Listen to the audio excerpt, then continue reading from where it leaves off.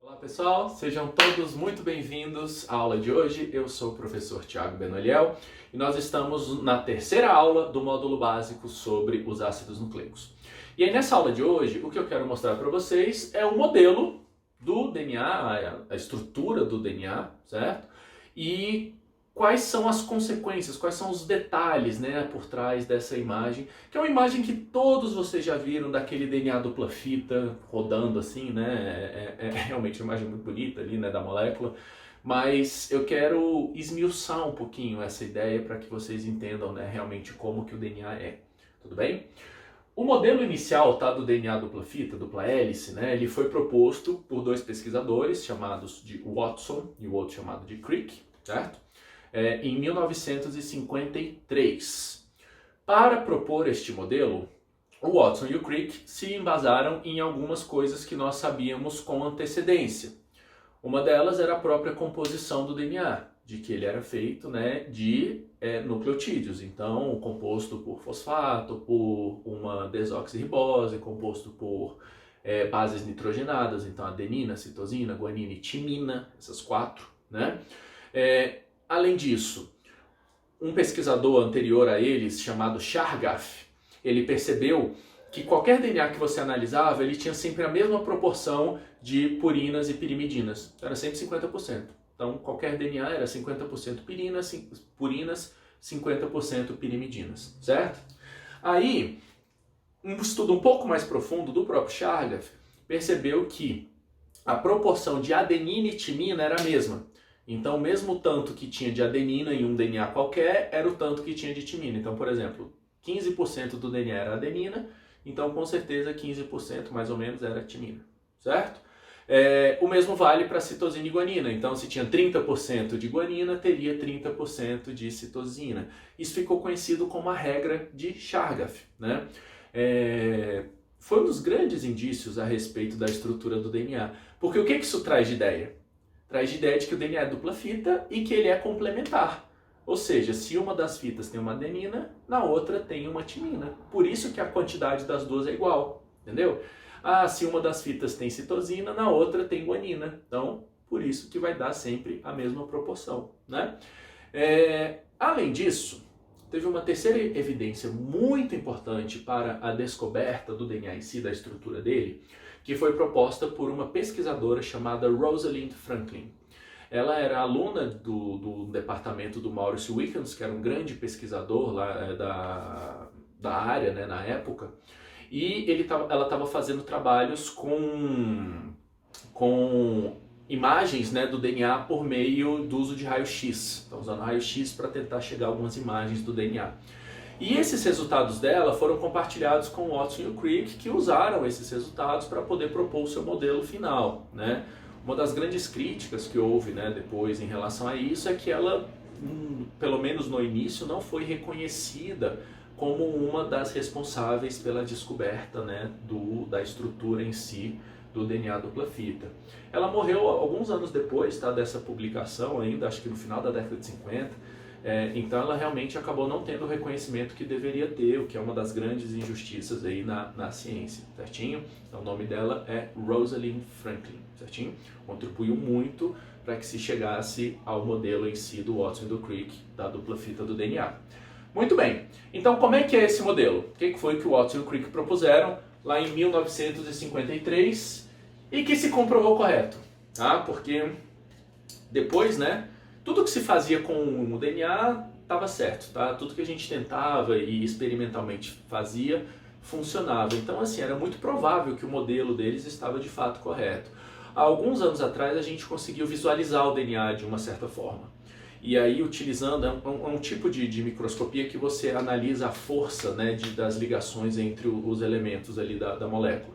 E aí a gente conseguiu realmente ver ali a estrutura do DNA e ela estava certíssima, tá? Dupla fita, helicoidal, daquele jeitinho, né, que a gente já vinha prevendo antes, tá bom? Então o DNA de fato ele é assim, tem realmente essa ideia. Por que é tão difícil ver o DNA? Ele é enorme, né? O DNA é gigantesco, mas ele é muito fino. A espessura da dupla fita de DNA é de apenas 2 nanômetros, o que é o limite de resolução dos microscópios eletrônicos. Então, usando o microscópio eletrônico, o DNA, você só vê um fio. Tá? Você não consegue ver a dupla fita, a molécula, você só vê um fio ali, uma linha. Né? Então não era possível, usando os métodos que a gente tinha de microscopia, realmente visualizar o DNA.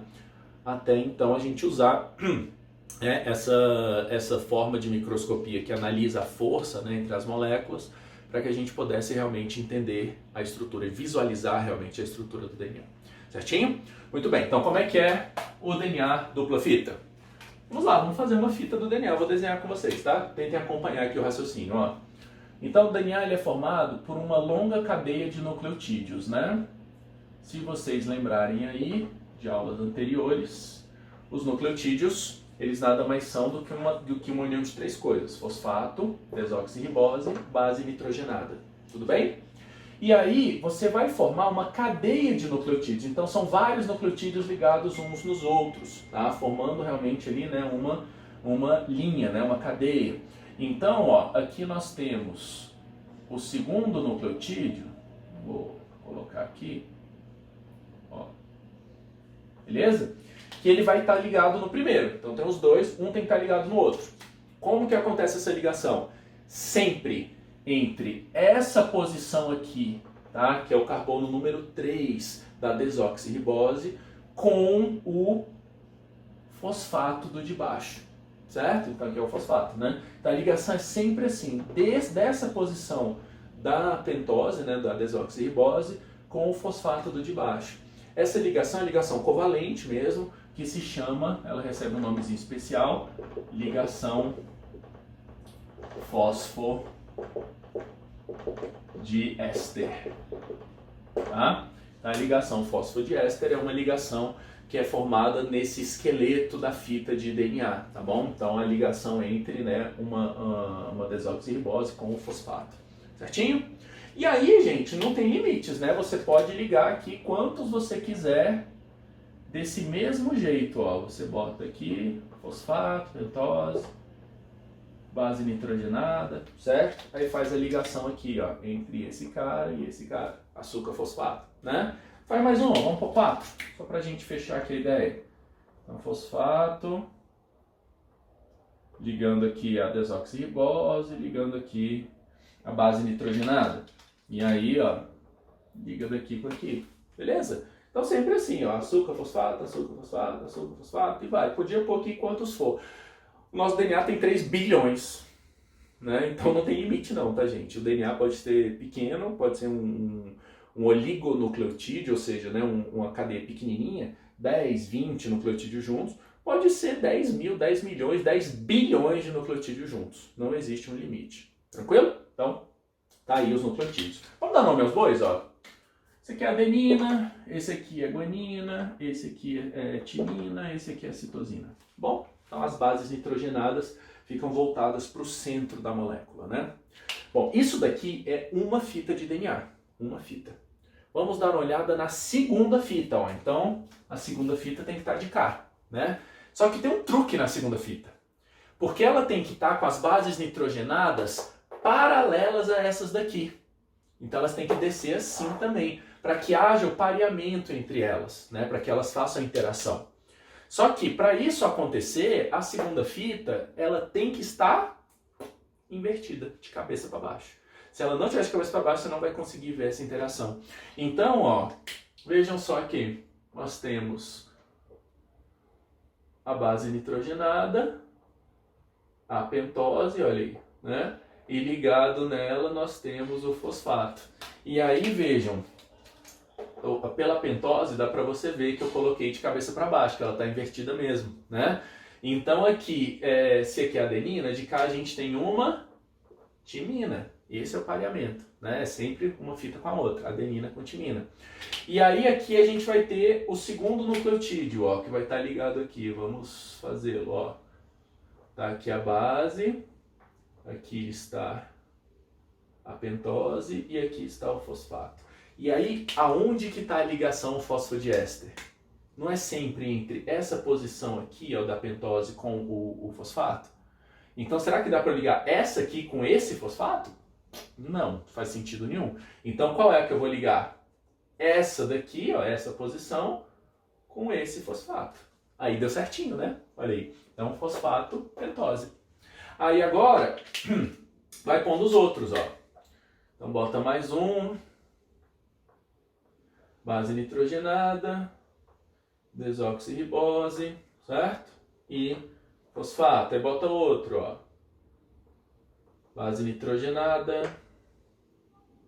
desoxirribose e fosfato. E a ligação sempre do mesmo jeito. Essa posição com o fosfato, essa posição com o fosfato. E assim vai. Açúcar, fosfato, açúcar, fosfato, açúcar, fosfato. Beleza? Quantos for.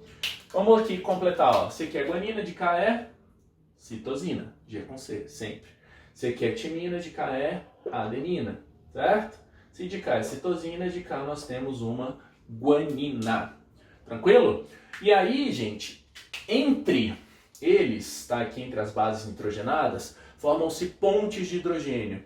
Essas pontes de hidrogênio, elas são formadas a duas, quando é entre uma adenina e timina, são duas pontes de hidrogênio, e são formadas 3 pontes de hidrogênio quando é a guanina e a citosina. Tudo bem? Então, G e C formam 3 pontes, A e T formam 2. Um detalhe importante sobre isso é que, se eu tenho uma região do DNA com uma alta taxa de G e C, então ele é muito rico em G e C, é uma região do DNA onde ele é um pouco mais estável. Essa separação da dupla fita é mais difícil de acontecer. E é justamente o que acontece, por exemplo, em regiões que são muito condensadas do DNA, como é o caso dos centrômeros.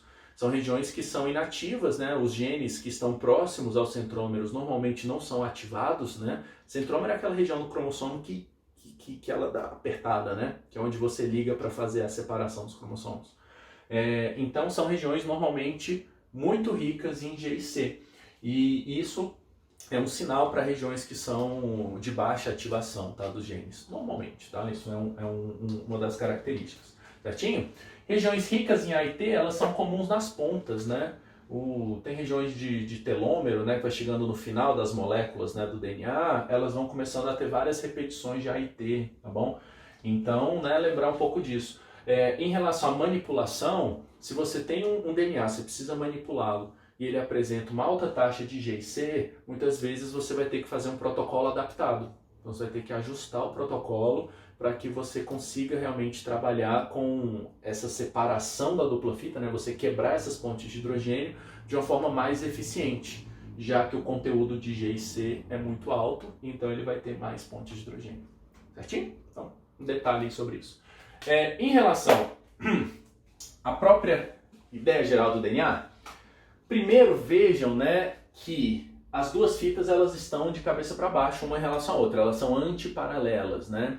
E aí um detalhe sobre isso é que nós demos uma orientação para o DNA. Então o DNA ele apresenta um início e um fim, o que é muito importante para que você tenha uma leitura do DNA de forma adequada. Vocês têm que lembrar que o que está escrito aqui é um código, né? Então como é que a gente marcou o início e o fim da fita de DNA? Onde é que começa, onde é que termina? Como é que a gente deu essa direção, essa orientação? Exatamente aqui, ó. Vocês estão vendo aqui, se eu fosse ligar mais um nucleotídeo aqui para cima, eu ligaria esse fosfato com o nucleotídeo de cima, não é? Com o açúcar de cima, não é assim? Porque eu estou vindo, ó, fosfato, açúcar, fosfato, açúcar, fosfato, açúcar, fosfato, aí eu ligaria o próximo em um açúcar, né? Em uma desoxirribose. Então, esse fosfato está sobrando. Tá vendo? Nessa ponta, a gente tem um fosfato sobrando. Esse fosfato, ele está ligado aqui no carbono número 5. Tá? Então, ali nós temos o carbono número 5 da pentose aqui, né? E justamente por isso é que nós chamamos essa extremidade, essa ponta da cadeia de DNA, de extremidade 5' linha. O linha é um tracinho, não escreve linha não, tá? Então 5' é essa extremidade onde está sobrando, por assim dizer, um fosfato, certo? Que seria na posição 5 da desoxirribose. Quando você vai descendo, veja, ó, fosfato, açúcar, fosfato, açúcar, fosfato, açúcar, fosfato, açúcar. Cheguei na desoxirribose. Ou seja, se eu vou ligar o próximo aqui, se eu botasse mais um nucleotídeo, eu teria que ligar nessa posição, não é?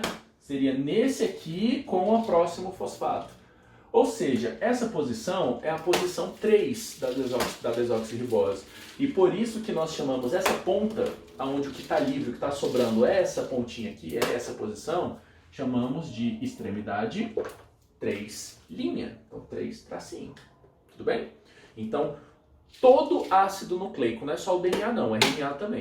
Todo ácido nucleico, ele tem uma orientação. Uma região vai ser 5', a outra região vai ser, a outra ponta vai ser 3', beleza? Se você olhar a fita de lá, aí você enxerga que ela está trocada, né? Que ela está invertida. Então, ó, aonde que está sobrando o fosfato? Aonde que tem um fosfato livre? Aqui embaixo, ó, vejam bem, né? Se você vem descendo a cadeia, aqui que ele está livre, que eu ligaria no próximo. Então, essa extremidade aqui é que é a extremidade 5'. Enquanto, se você vai subindo, ó, fosfato, açúcar, nananana, cheguei aqui. Açúcar. Eu ligaria o próximo nessa posição com o fosfato. Ou seja, essa daqui é a extremidade 3'. Entenderam? Então, gente, as duas fitas, elas são inversamente complementares. Ou seja, elas são sempre, uma trocada em relação à outra. Se uma das fitas é 5', 3', a outra, com certeza absoluta, é 3', 5'. Certo? Qualquer sequência de DNA que você tiver, gente, ó, tem uma sequência aqui, vou pôr aqui embaixo. ACTG, ACTG, por exemplo. E eu digo que essa é a pontinha 5'. Você sabe todo o resto. Você sabe tudo sobre ela. Por quê? O complementar tá fácil. Porque se é A, você bota T. Se é C, você bota G. Se é T, você bota A. C, T, G, A, C, né? Fiz o complementar. Se aqui é 5, a de baixo é o quê? 3. Se aqui é 5, na outra ponta é 3. E se aqui é 3, a de baixo é 5. Pronto.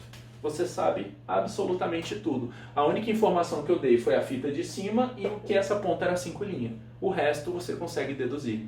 Entenderam? Tá? Então, facilita, né, essa visualização. Outra coisa importante. DNA é um código. Então aqui está escrito uma informação. E como é que as células leem essa informação? Como é que ela consegue entender o que está escrito? Ela sempre lê do 5' para o 3'. Isso não foi o que a gente inventou, isso a gente viu. As células leem assim. Então, quando a célula vai ler a informação que está escrita nessa fita, ela lê AGTC. Essa é a informação que está escrita aqui. Já quando eu vou ler a fita de lá, a célula não vai ler do 3 para o 5, ela vai ler de baixo para cima, sempre do 5 para o 3. Então, GACT. Se fosse essas daqui, ó, a fita de cima, a informação é ACT, GACT, né? G, né? Então, do 5 para o 3. Já a fita de baixo vai ser CAG, TC, AGT, também do 5 para o 3, sempre. Esse é o sentido da vida. Olha aí que legal, né? 5', 3'. Tranquilo? Nunca se esqueçam disso, tá bom? Então essa é a maneira que o nosso DNA é lido dentro das células. É dessa maneira que nós temos a informação do DNA. Tranquilo, meninos? Então tá aí. Essa é a dupla fita do DNA. Vocês perceberam que ela ficou tortinha assim? É porque aqui é um quadro, né? Se fosse tridimensional, ela seria torcida, né? Ela seria uma hélice. É daí que vem aquela ideia de hélice, né? É justamente porque a posição das ligações faz com que ela tenha uma torção. Tudo bem? Então, esse é o modelo da estrutura do DNA. Certinho, meninos? Então, é isso aí por hoje. Muito obrigado e até a próxima.